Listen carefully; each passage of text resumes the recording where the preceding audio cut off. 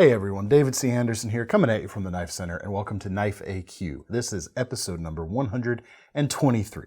It's the knife series where I answer all your questions, whether they're sharp or dull. This week, we've got some good ones, and one of the questions we're going to answer is, are there any new fixed blades that are actually any good? At least on the cheap side of things. Let's find out.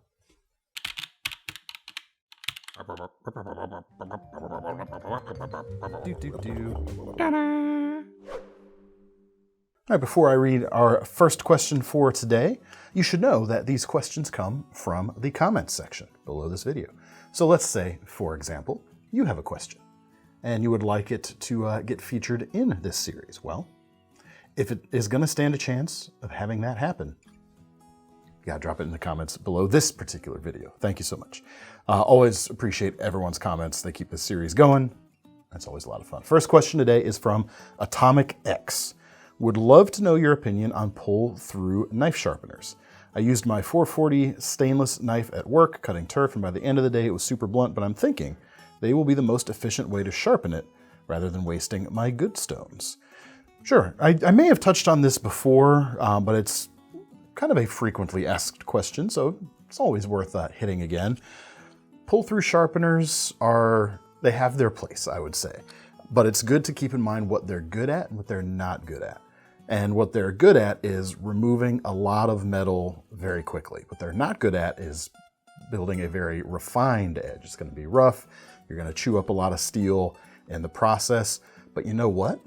For potentially an indiscriminately used work knife that is inexpensive enough that you might consider it a disposable good for your job, yeah, that is one of the areas where I think a pull-through knife sharpener is ideal. When we're talking pull-through here, I'm talking about the carbide bladed options, such as this Work Sharp unit right here, which is quite inexpensive. It's like $6, and it creates, unlike most that have V-shaped cutters, this is actually a convex-shaped cutter, which is pretty cool. And they give you a few extras here to kind of help mitigate that rough edge that a carbide cutter can give you. Namely, some ceramic V pull-throughs here to refine the edge, as well as some fine diamond abrasive here on the side for some manual freehand sharpening there. So they have their place. I would not use it on a particularly expensive knife that I wanted a particularly nice edge on, but for certain things, like your scenario right there, good to go. Even works well on like your standard utility blades, like the disposable things. You might be able to get a little extra life out of them that way. Next question comes from Scott Collins. Hey DCA, blade centering is a must? ? Every knife I've ever purchased, whether cheap or expensive, is always slightly off. Is that important? Love the channel, by the way. Thank you very much, Scott. I would say as long as your centering is not egregious, it's never something that's really bothered me. And the thing is, it can happen at any knife at any price, like you mentioned there. And it's not really a mark of poor quality if something is off a little bit. But I would say, and I'll get to some examples here to take a look at, but I would say as long as in normal operation of opening and closing the knife and using it, if it's not rubbing the side and putting extra scuff marks on your blade, not that big of a problem. Aesthetically though, I can see why it would be, it's not preferred, I would say, especially something that's way off, but slightly off doesn't bug me. But blade centering is actually, what do I want to pick up here for this? I'll pick up my new favorite budget knife, the Kershaw Heist. This one's mine, actually.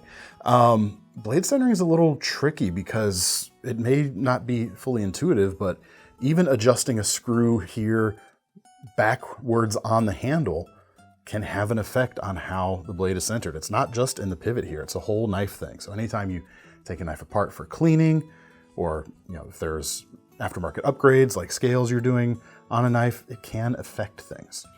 But just for kicks, and because I needed more knives on the table for this video, I gathered up pretty much every knife that was just laying around my desk here at work. And we're gonna see how they stack up. CEO, this is the compact. It is slightly towards the show side, off center when closed. Does it matter? Nope, still plenty of clearance. Still works great. Kaiser Swags Swayback, button lock exclusive, 4V steel. Ever so slightly towards the presentation side. Breeze through these. This is gonna get old kind of quick, isn't it? Thomas, are you bored yet? Yeah. Benchmade bug out with Berkshire Forge titanium scales. Actually, this is kind of funny, being as this is one that was disassembled and put back together. Pretty close, maybe a smidgen towards the clip side. The Kershaw Heist, a little bit towards the clip side, but again, not touching, even though it's a little more noticeable here. One thing to mention about the Heist, it's kind of obvious on the face of it, but I've never actually said it on the video. Great budget bug out competitor. It's virtually identical in its dimensions. You've got nice thin blade stock on both of them, and in fact, judging by my micrometers here, just looking at them, blade stock is virtually identical. Nice slicey blade. It is about 1 ounce heavier than the bug out, but you've got full length inset liners here, so it's not as flexy as the standard bug out. And you can get like 3 of these for the same price as a bug out too, so for some folks it's gonna be even better. Civivi Badlands Vagabond, one of my favorite Civivis. KnifeCenter exclusive white handles with S35 blade. This just gave me an excuse to bring our corn cob or candy corn dyed handle back into play. This one's actually almost perfectly centered too, maybe a tiny bit show side. Let's breeze through. Here's a rather expensive knife. The Eric Oaks Lantra is made by Riot. Man, that is maybe a tiny bit clip side. I could go on. There's some here that are a little more, a little less, but if you're talking slightly off, don't sweat it, honestly. It doesn't really make a difference. Sometimes, if it's way off, try adjusting it. Try messing around with all the screws, not just the pivot. When it's way off, it's the knife equivalent of driving in the gutter. Driving in the gutter? Yeah, when your wheels are in the gutter. You mean like the ditch? Yeah. Drainage ditch. I've never called that a gutter before. Stay between the lanes, you know? Never called it a gutter before. Interesting. Let us know in the comments how many people out there refer to ditches on the side of roads as gutters. This has been Road AQ with David C. Anderson and Thomas behind the camera. Yeah, if it's really bugging you, you can obviously try to adjust it. And like I said, don't just concentrate on the pivot area. It could be something to do with the other two, or the screws further back that hold the handle together as well. Next question. Lonely Mango. All the best new knives of 2023 are folders. This is in response to the video we did earlier this week. Come on, DCA. Where's the love for the fixed blades? All right. Longtime viewers of this channel will know I'm a fixed blade guy. Like that's where my roots come from, even more, way more so even than the folders side of things. Although not anything against folders, just I'm a fixed blade guy, right? And the video was looking at stuff under $100 that was, newly released in the last year or so. What was really good, what was really standouts. And to me, as a fixed blade guy, that kind of price range has been pretty underserved in terms of new fixed blade releases. Like there's not a lot available right now that it's not enough to warrant a whole video, unfortunately. And that really chaps my bum. There's some cool stuff coming. I have a little bit here, and that's why I'm touching on it here. But there's some cool Condor stuff we're still waiting to arrive. The HC Fighter's pretty cool. The Terrachetti, goodness, it's like $60. You've got compound grinds, Scandi and convex on the machete itself. Really excellent sheath, good price, 18-inch blade. I'm looking forward to that one very much. The Buck pack lights just came out. They're decent. The pack lights are back. Those are kind of nice. The Spider Coast Stoke. Actually, I keep forgetting if they pronounce it Stock or Stoke. I don't remember. I can't remember. Those have certainly generated a lot of buzz. But for me, the only thing that's kind of really, truly jumped out ahead of the pack is CRKT, and they've got 4 of them, in fact. 4 new Razel designs. 3 of them are smaller. This is one of them. Which one is this? Because they've all got different numbers, basically. This is the 4037 Razel. And what I like about all of the new Razel fixed blades that they released this year, or all of the smaller ones, is pocket sheaths. Yeah, buddy, I like that a lot. I'm all about everyday carrying some fixed blades, and this is the For a lot of folks who don't want to strap something on to their belt, this is by far the most convenient way to carry a fixed blade in many places where modern polite society reigns. Keeping things a little more surreptitious is good. But these are cool, man. Micarta handles on this one, red liners, D2 steel. You got the leading sharpened edge, as a Razel after all. And then bigger than that, the Razel Nax. This is just so dang cool. It's not huge. You've got like a 4-inch blade, and overall length, we're dealing with, we should have this written down somewhere, about 11 inches, so about almost a foot. It's not necessarily a hatchet replacement, but you can do some light, choppy stuff with this, as well as the chisel-y stuff out front.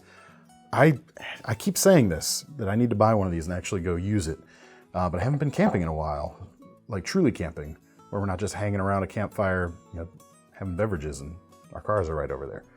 I need to pick one of those up and really put it to use. They're really cool, so I would check those out.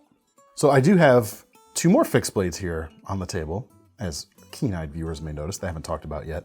But before I get to those, what about you guys?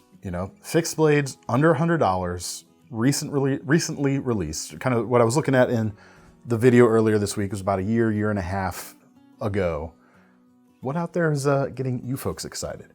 I'll tell you what's getting me excited, and it sits right outside the price ceiling that video was focusing on. The professional grade Harsey designed fixed blades from Spartan are finally here, and I am so happy about it. These were debuted or unveiled at SHOT Show 2022. So we're coming up on a year and a half since we first saw these knives, and we finally have them, and I'm very excited. They're awesome. They're made by K-Bar, 1095 CV blade steel. The handles, oh my gosh, are stellar. Bill Harsey did them right. They are ergonomic. They fit in all kinds of different grips. They're not fighting your hand, or at least they don't fight my hand. They just work with it. Still, I'd say a very attainable price here, $125, but right outside the range. But man, you folks know I love a Nessmuck, and I'd say this blade probably leans into the butcher knife vibe of the Nessmuck lineage a little more than some of the more behumped versions, but it's still really sweet. I'll go over these a little more in depth in next Thursday's New Knives of the Week video, unless for some reason they all sell out, but we did get a pretty good sized batch in, so look for more of my take on that later. All right, now we come to the segment of the show we called Measured Once, Cut Twice, where we take a second slice at a previous question, or at least a previous answer, I should say. This is also in response to our best new released pocket knives under $100, where I was talking about the NAF's Lander and its fast swapping scales. And several of you chimed in correcting me when I said that I think it's the first knife I could think of with that fast swap scale thing going on. And I'm very embarrassed because I own one of this company's knives that I forgot about it. But Kermit the Pog says fast swap scales originated with the Neutron 2 from TRM, I believe, not the Lander.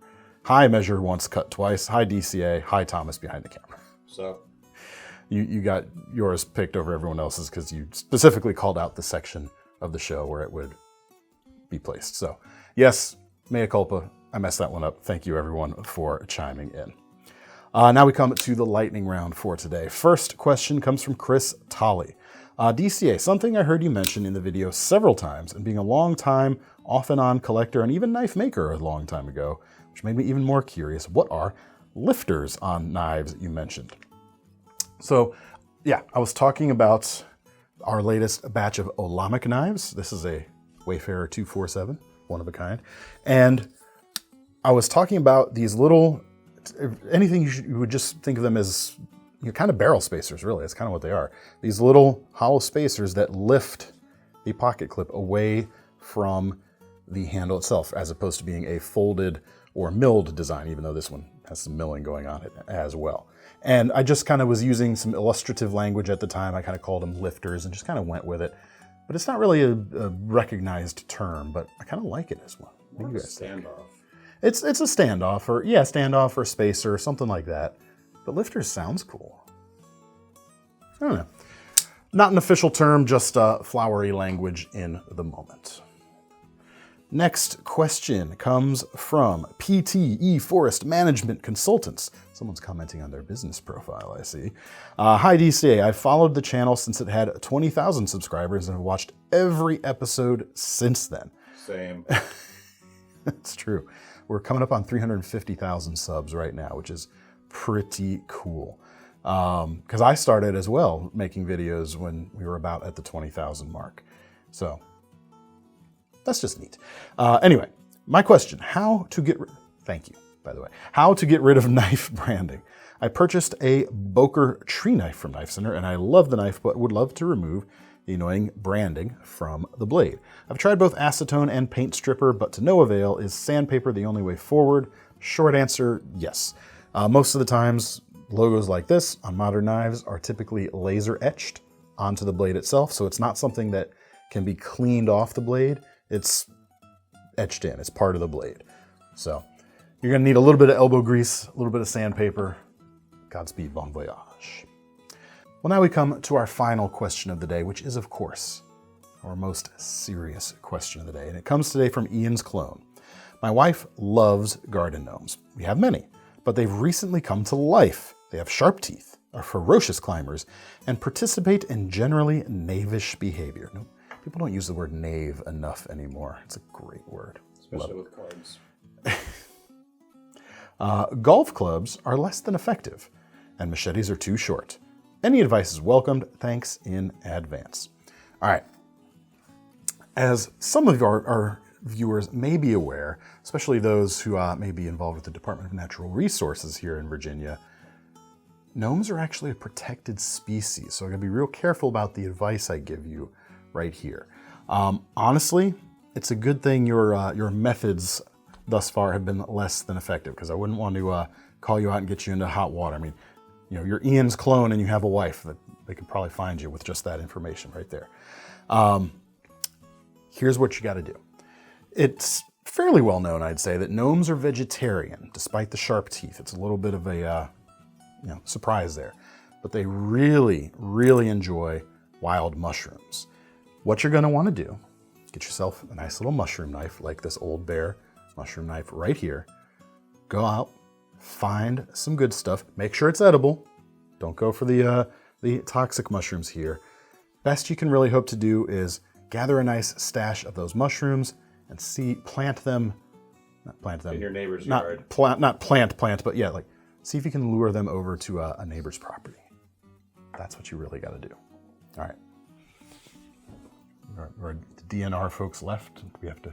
All right. Now that they're out of earshot, just in case that doesn't work, really just need a longer machete or perhaps a sword, such as the Dawson Dark Knight. It's pricey. It's about $2,300, but have you looked at the cost of professional gnome removal these days? This is kind of a bargain there.